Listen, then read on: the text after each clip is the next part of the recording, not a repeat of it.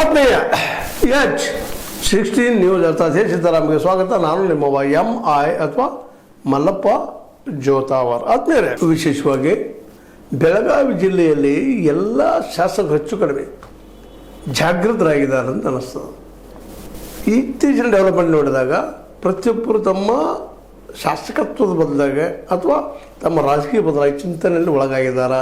ಯಾಕೆಂದ್ರೆ ಏಕಾಏಕಿ ಈಗ ನಿಮಗೆ ಗೊತ್ತದ, ಬೆಳಗಾವಿ ಜಿಲ್ಲೆಯ ರಾಜಕೀಯದಲ್ಲೇ ಒಂದು ಪರಿವರ್ತನೆ ಆಗುವಂಥದ್ದು ಬರ್ತಾ ಇದೆ. ಕೆಲವೊಮ್ಮೆ ಏನಾಗಿತ್ತು, ಹಿಂದೆ ಕೆಲವೊಂದಿಷ್ಟು ಹಿಡ್ಕೊಂಡು ಬಿಟ್ಟಿದ್ರು ಅವರು.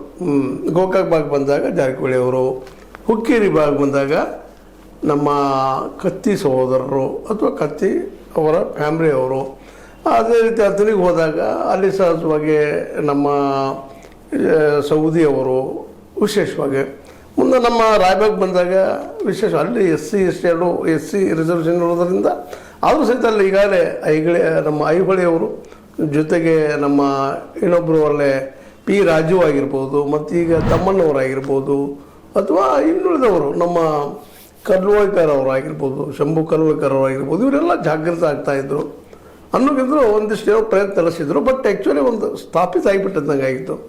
ಅದೇ ಕಾಲಕ್ಕೆ ಬೆಳಗಾವಿಯಲ್ಲಿ, ಅದು ದಕ್ಷಿಣ ಬೆಳಗಾವಿಯಲ್ಲಿ ನಿಮ್ಗೆ ಗೊತ್ತದೆ, ಈಗಾಗಲೇ ನಮ್ಮ ಲಕ್ಷ್ಮೀಬಾಯಿ ಹೆಬ್ಬಾಳ್ಕರ್ ಅವ್ರದ್ದಾಗಿರ್ಬೋದು ಅಥವಾ ನಮ್ಮ ಅಭಯ್ ಪಾಟೀಲ್ ಅವ್ರದ್ದಾಗಿರ್ಬೋದು. ಅಂದ್ರೆ ನಾನು ಏನು ಹೇಳ್ತಾ ಇದ್ದೀನಪ್ಪ ಅಂತಂದ್ರೆ, ಇಲ್ಲಿ ಒಂದಿಷ್ಟು ಅವರು ಅದಕ್ಕೆ ಬದ್ದಾಗಿ ತಮ್ಮ ಕ್ಷೇತ್ರಗಳು ಒಂದಿಷ್ಟು ಗ್ಯಾರಂಟಿ ಮಾಡ್ಕೊಂಡಂಗೆ ಮಾಡಿದರು. ಆಗೋಮಿಗಮ್ ಸೋಲು ಗೆಲುವು ಆಗ್ತಾಯಿತ್ತು. ಬಟ್ ಈಗ ಏನಾಗ್ಯದಂದ್ರೆ ಸ್ಪಷ್ಟವಾಗಿ, ಅದರಲ್ಲೂ ಮುಖ್ಯವಾಗಿ ಕತ್ತಿ ವರ್ಷದ ಜಾರಕಿಹೊಳಿ ಅವ್ರ ನೆಲಕ್ಕೆ ಆದಾಗಿನಿಂದ ಎಲ್ಲರೂ ತಮ್ಮ ಇದು ಕ್ಷೇತ್ರಗಳನ್ನು ರಕ್ಷಣೆ ಮಾಡ್ಕೊಳ್ಳೋ ದಿಶೆಯಲ್ಲಿ ಪ್ರಯತ್ನ ಮಾಡ್ತಾ ಇದ್ದಾರೆ ಅನ್ನೋದು ಕಂಡು ಬರ್ತಾ ಇದೆ. ಅದರಲ್ಲೂ ದೊಡ್ಡ ಡೆಡ್ ಸ್ಪರ್ಧೆ ಬಿದ್ದಿದ್ದೇನಪ್ಪ ಅಂತಂದ್ರೆ ಇಲ್ಲಿ ಈ ಹುಕ್ಕೇರಿ ಮತ್ತು ಗೋಕಾಕ್ ಮಧ್ಯದಲ್ಲೇ, ಅಥವಾ ಗೋಕಾಕ್ ಅನ್ರಿ ಅಥವಾ ಇವತ್ತಿನ ಮೂಡಲಗಿ ಮತ್ತು ಗೋಕಾಕ್ ಅನ್ರಿ, ಇವ್ರ ಮಧ್ಯದಲ್ಲೇ, ಯಮಕನಮಡಿ ಮಧ್ಯದಲ್ಲೇ ಈ ಜೋರ್ದಾರ್ ಅನ್ನೋದು. ಜೊತೆ ಅದೇ ರೀತಿಯಾಗಿ ಲಕ್ಷ್ಮೀಬಾಯಿ ಹೆಬ್ಬಾಳ್ಕರ್ ಬಾಯಿಯವರ ಒಂದು ಕ್ಷೇತ್ರದ ಬಗ್ಗೆನೂ ಇವತ್ತೇನಪ್ಪ ಅಂತಂದ್ರೆ ಎಲ್ಲರಿಗೂ ಆಸಕ್ತಿಗಳಿದ್ದಾರೆ, ನಾವು ಏನು ಸಾಧಿಸ್ಬೋದು.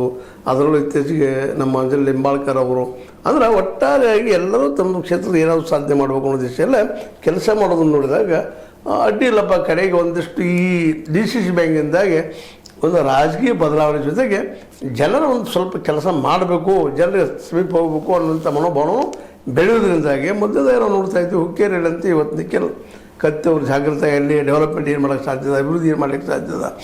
ಅಟ್ಲೀಸ್ಟ್ ಈಗ ಕಾಂಗ್ರೆಸ್ ಸರ್ಕಾರ ಇರೋದ್ರಿಂದ ಸ್ವತಂತ್ರವಾದ ಮೀಡಿಯಾಗೆ ಬೇಕಾಗಿರುವುದು ಸ್ವತಂತ್ರ ಧ್ವನಿ. ಆ ಸ್ವತಂತ್ರ ಧ್ವನಿ ಉಳಿಸಲು ನೀವು ಮಾಡಬೇಕಾದದ್ದು ಇಷ್ಟೇ. ಅದೇನಪ್ಪಾ ಅಂತಂತಂದ್ರೆ, ನಿಮ್ಮ ಕೈಲಾದಷ್ಟು ಸಹಾಯ ಈ ಚಾನಲ್ಗೆ ಮಾಡಿ ಹಾಗೂ ನಿಮ್ಮ ಧ್ವನಿಯನ್ನು ಕಾಪಾಡಿಕೊಳ್ಳಿ. ನಮ್ಮ ಫಂಡ್ ಬಂದಿಲ್ಲ ಅನ್ನೋ ಕಾರಣ ಹೇಳೋ ಜೊತೆಗೆ ತಮ್ಮ ಕಡೆಯಿಂದ ಎಷ್ಟು ಸಾಧ್ಯದೋ ಅದು ಜನರಿಗೆ ಮುಟ್ಟುವಂಥ ಕೆಲಸ, ಲೋಕಲ್ ಆಗಿ ಅನ್ನುವಂಥ ಕೆಲಸ ಮಾಡ್ತಾಯಿದ್ದಾರೆ. ಯಾಕಂದ್ರೆ ಈಗ ಕತ್ತಿಯವ್ರಿಗೂ ತಮ್ಮ ಕ್ಷೇತ್ರಕ್ಕೆ ಜಾರಿಗಳಿಗೆ ಹಸ್ತಕ್ಷೇಪ ಮಾಡಿದ್ರಿಂದಾಗಿ, ಒಳಗೆ ಬರ್ತಾ ಇರೋದ್ರಿಂದಾಗಿ ಅವರು ತಮ್ಮ ಎದುರಾಳಿಯನ್ನು ಎದುರಿಸಲಿಕ್ಕೆ ತಮ್ಮದೇ ಅಂತ ಒಂದು ಪ್ಲ್ಯಾನ್ಸ್ ಮಾಡ್ತಾ ಇದ್ದಾರೆ ಅಂತ ಅನ್ನಿಸ್ತಾ ಇದೆ.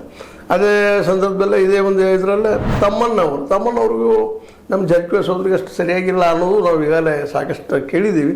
ತಮ್ಮಣ್ಣವರು ಸಹಿತ ಒಂದಲ್ಲೇ ಏನಪ್ಪ ಕುಡ್ಚಿ ಮತಕ್ಷೇತ್ರಕ್ಕೆ ನೀರಾವರಿ ಯೋಜನೆಯನ್ನು ಮಾಡ್ತಾ ಅಲ್ಲಿ ಜನರ ವಿಶ್ವಾಸವನ್ನು ಗಳಿಸಿಕೊಳ್ಳುವ ದಿಶೆಯಲ್ಲೇ ದೊಡ್ಡ ಪ್ರಯತ್ನವನ್ನು ಮಾಡ್ತಾ ಇದ್ದಾರೆ ಅವರು. ಅಂದ್ರೆ ಒಂದು ನೀರಾವರಿ ಯೋಜನೆ ಮಾಡಿಕೊಂಡು ಜನ ಸಮೀಪ ಹೋಗಿ ನಾನು ಜನರ ಸೇವೆ ಮಾಡ್ತಾ ಇದ್ದೀನಪ್ಪ ಅಂತ ಬಿಂಬಿಸೋದಿರ್ಬೋದು, ಸಹಜದ. ಅದೇ ಕಾಲಕ್ಕೆ ಆರೋಗ್ಯ ಸನ್ಮಾನ ಆಯಿತು, ಮತ್ತೇನೋ ಆಯ್ತಲ್ಲ, ನೀವು ನೋಡ್ತಾ ಇದ್ದೀವಿ. ಈ ದಿಶೆಯಲ್ಲಿ ಒಂದು ಕಡೆ ನಡೆದಿದ್ದಾರೆ. ಮತ್ತೊಂದು ಕಡೆ ನಮ್ಮ ಲಕ್ಷ್ಮೀಬಾಯಿ ಹೆಬ್ಬಾಳ್ಕರ್ ಅವರು ವಿಶೇಷವಾಗಿ ಯುವಕರಿಗೆ ಸೈನ್ಯದಲ್ಲಿ ಸೇರಬೇಕು, ಮಾಡಬೇಕು ಅನ್ನೋಂಥ ಒಟ್ಟಲ್ಲಿ ಯುವಕರನ್ನು, ಸಮಾಜವನ್ನು ಹಿಡ್ಕೊಳ್ಳೋ ದಿಶೆಯಲ್ಲಿ ಪ್ರಯತ್ನಗಳಿವೆಲ್ಲ ಅವ್ರದ್ದು ಲಕ್ಷ್ಮೀ ತಾಯಿ ಫೌಂಡೇಶನ್ ಮೂಲಕ ಟ್ರೈನಿಂಗ್ ಕೊಡುವಂಥ ಕೆಲಸ ಮಾಡೋದು, ಅವರಿಗೆ ಎನ್ಕರೇಜ್ ಮಾಡುವಂಥ ಕೆಲಸವನ್ನು ಅವ್ರು ಮಾಡ್ತಾ ಇದ್ದಾರೆ. ಅಂದ್ರೆ ಒಟ್ಟಿನಲ್ಲಿ ಇಡೀ ಕ್ಷೇತ್ರ ಜಾಗೃತ ಅವಸ್ಥೆಗಳು ಬರ್ತಾ ಇದೆ ಅಂತ. ಯಾರೂ ಮೊದಲಿನ ಮುಂಚೆ ಆಯ್ತಪ್ಪ ನಾವು ಆರಿಸಿ ಬರ್ತೀವಿ ಬಿಡೋ ಅನ್ನೋಂಥ ಸ್ಥಿತಿ ಈಗಿಲ್ಲ ಅನ್ನೋದು ಪ್ರತಿಯೊಬ್ಬರಿಗೆ ಮೂಡ್ತಾ ಇದೆ. ಜೊತೆಗೆ ಜನರ ಸಮೀಪ ಹೋಗೋದ್ರಿಂದಾಗೆ ಈ ಒಂದು ಪೊಲಿಟಿಕಲಿ ನಾವು ಹೇಳುವಂಥದ್ದು ಒಂದು ಏನಪ್ಪ ಅಂತಂದ್ರೆ ಸಾಮಾಜಿಕ ಕಳಕಳಿ ಸಹಜವಾಗಿ ಹಿಂದೆಂದಿಗಿಂತ ಹೆಚ್ಚಾಗ್ತಾಯಿದೆ ಅನ್ನುವಂಥ ಒಂದು ಮಾತು ಆಗಬೇಕಾಗಿದ್ದದು, ಇಲ್ಲಂತಲ್ಲ. ಇದೇ ಸಂದರ್ಭದಲ್ಲಿ ರಾಯಭಾಗದಲ್ಲೇ ಈ ಬಡವರು ಹಸಿರುವಾಗಿ ಇಂದಿರಾ ಕ್ಯಾಂಟೀನ್ ಅದು ಉದ್ಘಾಟನೆ ಮಾಡೋ ಸಲುವಾಗಿ ನಮ್ಮ ಏನಪ್ಪ ಅಂತಂದ್ರೆ ಈ ಪ್ರಿಯಾಂಕಾ ಜಾರಕಿಹೊಳಿ ಅವರು ಸಹಿತ ಹೋಗಿ ಅದು ಮಾಡೋದು, ಕಾರ್ಯಕ್ರಮ ಕೊಡುವಂಥದ್ದು. ಅಂದರೆ ಬಡವರ ಸಲುವಾಗಿ ನಾವು ತತ್ಪರರಾಗಿದ್ದೀವಿ ಕೆಲಸ ಮಾಡ್ತೀವಿ ಅನ್ನೋದು ಹೇಳೋ ಜೊತೆಗೆ ಆಯಾ ಕ್ಷೇತ್ರದಲ್ಲೇ ತಮ್ಮ ಕ್ಷೇತ್ರವನ್ನು ಇನ್ನಷ್ಟು ಬಲಿಷ್ಠ ಮಾಡ್ಕೊಳ್ಳೋದು, ಜೊತೆಗೆ ಏನಪ್ಪ ಅಂತಂದ್ರೆ ಜಿಲ್ಲೆಯ ಮೇಲಿನ ಹಿಡಿತವನ್ನು ಸಾಧಿಸುವಂಥ ಕೆಲಸ ಮಾಡಬೇಕು ಅನ್ನುವಂಥ ವಿಚಾರಗಳು ಬೆಳೀತಿದ್ದಾವೆ. ಇವೆಲ್ಲ ಏನಪ್ಪ ಅಂದ್ರೆ ಪಾಸಿಟಿವ್ ಆದಂಥ ಎಲ್ಲ ಡೆವಲಪ್ಮೆಂಟ್ಗಳು ಇವು ಆಗಬೇಕಾಗಿದೆ. ಯಾಕಂದ್ರೆ ಶಾಸಕರು ಜಾಗೃತರಾದಷ್ಟು, ಜನರ ಸಮೀಪ ಹೋದಷ್ಟು ಜನರ ಸಮಸ್ಯೆಗಳ ಒಂದು ಪರಿಹಾರವನ್ನು ಹುಡುಕೋ ದಿಶೆಯಲ್ಲಿ ಒಂದು ಏನೋ ಹಾದಿಗಳು ಸಿಗ್ತಾವೆ ಅನ್ನುವಂಥದ್ದು. ಆದರೆ ಈಗ ಇರುವ ವ್ಯವಸ್ಥೆ ಒಳಗೆ ಎಷ್ಟು ಮಟ್ಟಿಗೆ ಸಹಕಾರ ಆಗ್ತದೆ, ಸಹಾಯ ಆಗ್ತದೆ ಆ ಮತ್ತು ಬೇರೆ. ಬಟ್ ಅಟ್ಲೀಸ್ಟ್ ಏನಪ್ಪ ಮಿನಿಮಮ್ ಮಾಡ್ತಾ ಇದ್ದಾರಪ್ಪ ಜನರ ಕೆಲಸವನ್ನು ಅನ್ನೋದನ್ನು ಬಿಂಬಿಸುವಂಥ ಒಂದು ಪ್ರಯತ್ನ ಈ ದಿಶೆಯಲ್ಲಿ ನಡೆದಂಥ ಇದು ಒಳ್ಳೆಯ ಡೆವಲಪ್ಮೆಂಟ್. ಯಾಕಂತಂದ್ರೆ ಜನರ ಸಮಸ್ಯೆ ಅಂತ ತಿಳ್ಕೊಳ್ಳೋದು ಶಾಸಕರ ಒಂದು ಆದ್ಯ ಕರ್ತವ್ಯನೂ ಹೌದು, ಅದಕ್ಕೆ ಪರಿಹಾರ ಹುಡುಕೋದು ಅವರ ಏನಪ್ಪ ಅಂತಂದ್ರೆ ಒಂದು ಕೆಲಸವೂ ಹೌದು. ಈ ನೆಲೆಯಲ್ಲಿ ನಾವು ಇದನ್ನು ನೋಡಿದಾಗ ಇವತ್ತು ಇನ್ನುಳಿದ ಜಿಲ್ಲೆಗಳಿಗಿಂತಲೂ ಬೆಳಗಾವಿ ಜಿಲ್ಲೆಯಲ್ಲಿಯ ರಾಜಕಾರಣಿಗಳು ಆದಷ್ಟು ಜನರ ಸಮೀಪ ಹೋಗುವಂಥದ್ದು. ಮತ್ತು ಈಗಾಗಲೇ ಜಾರಕಿಹೊಳಿ ಸಹೋದರರಿಗೂ ಅನಿಸ್ತದ, ಇಲ್ಲಪ್ಪ ನಾವು ಅನುಕೂಲಗಳಿದ್ದಾವೆ ಮಾಡಬೇಕು, ಜನರ ಸೇವೆ ಮಾಡಿದಪ್ಪ ಅಂದ್ರೆ ನಮ್ಮ ರಾಜಕೀಯ ಅಸ್ತಿತ್ವ ಉಳಿತದೆ. ಸುಮ್ಮನೆ ಅಲ್ಲೂ ಇಲ್ಲೂ ಎಲ್ಲೋ ಖರ್ಚು ಮಾಡೋಕ್ಕಿಂತಲೂ ಏನೋ ಮಾಡೋಕ್ಕಿಂತಲೂ ಇದನ್ನು ಮಾಡೋದು ಹೆಚ್ಚು ಸಮೀಪ. ಮತ್ತು ಇನ್ನುಳಿದಂತೆ ರಾಜಕೀಯವಾಗೈತಿ ಏನು ಸಂಬಳಕ್ಕೂ ಎಲ್ಲರಿಗೂ ಗೊತ್ತದ, ಅದೇ ಕಾಲಕ್ಕೆ ಕತ್ತೇವ್ರಿಗೂ ಗೊತ್ತದ, ಇನ್ನುಳಿದ್ರಿಗೂ ಗೊತ್ತದ. ಈ ಎಲ್ಲ ನೆಲೆಗಟ್ಟಲೆ ಇವು ಡೆವಲಪ್ಮೆಂಟ್ ಕಣ್ಣಿಗೆ ಕಾಣೋದು ನಾವು ನೋಡ್ತಾ ಇರೋದು ನಿಮ್ಮೊಂದಿಗೆ ಯಾಕೆ ಹಂಚ್ಕೊಳ್ತಾ ಇದ್ದೀವಿ ಅಂದ್ರೆ ಅಡ್ಡಿ ಇಲ್ಲ, ಇದೊಂದು ಪಾಸಿಟಿವ್ನೆಸ್ ಇಲ್ಲಿ ಬೆಳೀಲಿಕ್ಕಂಥದ್ದು, ಇದು ಹಿಂಗೆ ಬೆಳೀಲಿ ಅನ್ನುವಂಥದ್ದು. ಯಾಕಂದ್ರೆ ಶಾಸಕರು ಜನರ ಸಮೀಪ ಹೋಗೋದ್ರಿಂದಾಗಿ ಜನರ ಸಮಸ್ಯೆಗಳು ಸಾಲ್ವ್ ಆಗುವಂಥ ಒಂದು ಅವಕಾಶಗಳು ಹೆಚ್ಚಾಗ್ತಾವೆ ಅನ್ನುವಂಥದ್ದು. ಮತ್ತು ಈಗ ನಮ್ಮ ಲಕ್ಷ್ಮೀ ಹೆಬ್ಬಾಳ್ಕರ್ ಅವರಂತೂ ವಿಶೇಷವಾಗಿ ಯುವ ಜನರನ್ನು ಅಲ್ಲಿ ಟ್ರೈನಿಂಗ್ ಕೊಡುವಂಥ ಸೈನ್ಯಕ್ಕೆ ಸೇರಿಸುವಂಥ ಕೆಲಸವನ್ನು ಮಾಡಿಸೋದು ಸಹಿತ ಇದು ಒಂದು ಏನಪ್ಪ ಅಂತಂದ್ರೆ ಒಂದು ಉದ್ಯೋಗಕ್ಕೆ ಹಚ್ಚುವಂಥ ಕೆಲಸದ ಜೊತೆಗೆ ನಾವು ಯುವಕರು ಸಹಿತ ನಾವು ಉದ್ಯೋಗವನ್ನು ತೋರಿಸ್ಕೊಳ್ಳೋದು ಒಟ್ಟು ಇದರಲ್ಲಿ ಇವೆಲ್ಲವೂ ಇನ್ನುಳಿದ ಶಾಸಕರು ಸಹ ಅಷ್ಟೇ ಅಲರ್ಟ್ ಆಗುವ ಹೆಚ್ಚಿನ ಸಾಧ್ಯತೆಗಳು ಹೆಚ್ಚಿಗಾಗಿದ್ದಾವೆ ಅಂತ.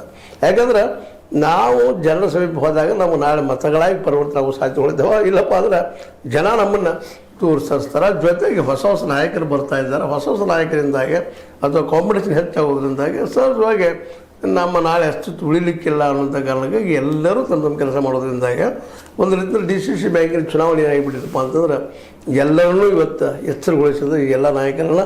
ಜೊತೆಗೆ ಈ ಒಂದು ಇಲೆಕ್ಷನ್ಗಳ ಸಮೀಪ ಬರೋದ್ರಿಂದ ಈಗ ನೋಡ್ರಿ, ಈ ಒಂದು ಪಂಚಾಯತ್, ಗ್ರಾಮ ಪಂಚಾಯತಿ, ತಾಲೂಕು ಪಂಚಾಯತಿ, ಜಿಲ್ಲಾ ಪಂಚಾಯತಿ ಇಲೆಕ್ಷನ್ ಸಹಿತ ಬರೋದ್ರಿಂದಾಗಿ ಆ ಚುನಾವಣೆಗಳಿಗೆ ಈಗ ತಮ್ಮ ಪ್ರಿಪರೇಷನ್ನು ಪ್ಲಸ್ ತಮ್ಮ ಅಸ್ತಿತ್ವವನ್ನು ಉಳಿಸಿಕೊಳ್ಳುವಂಥ ದಿಶೆಯಲ್ಲಿ ಈ ಎಲ್ಲ ಶಾಸಕರು, ಈಗ ಇರುವಂಥ ಶಾಸಕರು ಹೆಚ್ಚು ಕಡಿಮೆ ತಮ್ಮ ಕ್ಷೇತ್ರಗಳ ಒಳಗೆ ವಿರೋಧಿಗಳು ಬೆಳೆಯಬಾರದು, ನಮ್ಮದೇ ಇರಬೇಕು ದಬ್ದಬ ಅಥವಾ ಪ್ರಭಾವ ಅನ್ನುವ ಹಿನ್ನೆಲೆಯಲ್ಲಿ ಈ ಎಲ್ಲ ಕೆಲಸ ಮಾಡುತ್ತಿರುವುದು ಒಂದು ರೀತಿ ಎಲ್ಲರಿಗೂ ಖುಷಿ ಕೊಡುವ ವಿಷಯ. ಜೊತೆಗೆ ಇವರೆಲ್ಲರೂ ಒಂದು ಹೊಸದೇನಾದರೂ ಹೊಸ ರಾಜಕೀಯವನ್ನು ಅಥವಾ ಹೊಸ ಒಂದು ಸಮಾಜವನ್ನು ಕಟ್ಟುವಲ್ಲಿ ಸಹಕಾರಿ ಆಗ್ತಾವೆ ಅನ್ನುವಂಥ ಮಾತುಗಳು ಮಾತಾಡ್ತಾ ಇದ್ದಾರೆ. ಅದೇನೋ ಆಗಲಿ ಜನ ಮೊದಲಿಂದೆಲ್ಲ ಆಸಕ್ತಿಯಿಂದಲೂ ನೋಡ್ತಾ ಇದ್ದಾರೆ, ಇನ್ನೂ ಮತ್ತು ಪ್ರಶ್ನೆ ಮಾಡ್ತಾ ಇದ್ದಾರೆ, ಇನ್ನಷ್ಟು ನಮ್ಮ ಡೆವಲಪ್ಮೆಂಟ್ ಆಗಬೇಕು, ಇನ್ನೂ ಏನಾಗಿಲ್ಲ ಅನ್ನುವಂಥ ವಿಚಾರಗಳು ಸಹಿತ ಪ್ರತಿಪಾದಿಸುವಂಥ ಜನರು ಇವತ್ತು ದಿನಕ್ಕೆ ಹೆಚ್ಚಾಗ್ತಾ ಇದ್ದಾರೆ.